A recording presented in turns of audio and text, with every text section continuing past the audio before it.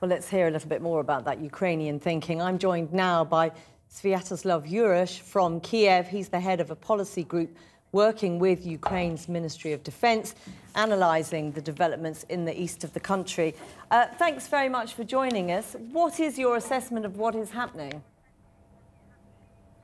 Thank you very much. The reality on the ground is that we saw professional soldiers take over main key buildings, which is a clear sign that Russia is taking this crisis to a new level before the negotiations on the 17th of April. Can I ask, what is your evidence that these are professional Russian soldiers, that this is somehow coming from the Kremlin?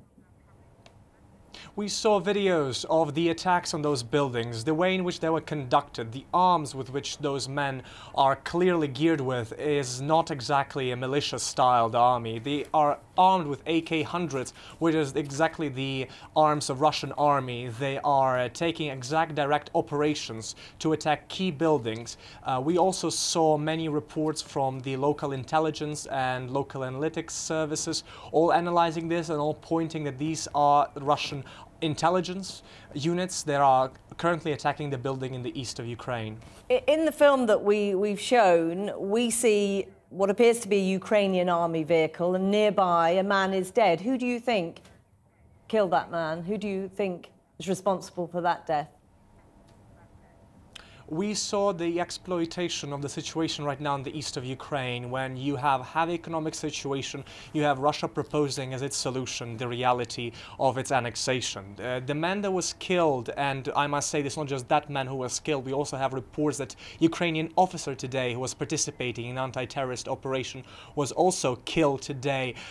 We see this as the result of the confrontation which is exploited by Russia and is leading to a greater controversy right now. We need to wait for more detailed exactly comment on situation in Sloviansk, but we know that all around the city we saw Ukrainian forces taking over the checkpoints. We saw that our forces are regaining back the town, and we will soon see a second phase of operation to clear out the occupiers from the main administrative buildings. But there is a real danger in the stance that the Ukrainian government is taking, isn't there, with this anti-terrorist operation, as you call it? There is real danger here, isn't there?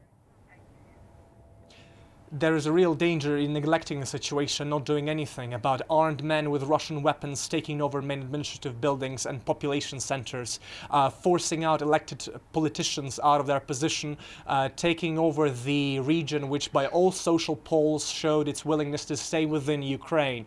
There is a great deal of danger in that, and I think our lack of action right now will be as criticized as the bad course of action which may happen if we continue with the course we've chosen. In many ways, people will argue that you are giving Vladimir Putin exactly what he needs for another Russian intervention. And in this situation, we must say that Vladimir Putin is taking over a great deal of our lands that we cannot neglect. We are giving Vladimir Putin not what he wants, but we are giving him what he doesn't expect, which is resistance to the takeover of Ukrainian territory, because he is moving right now.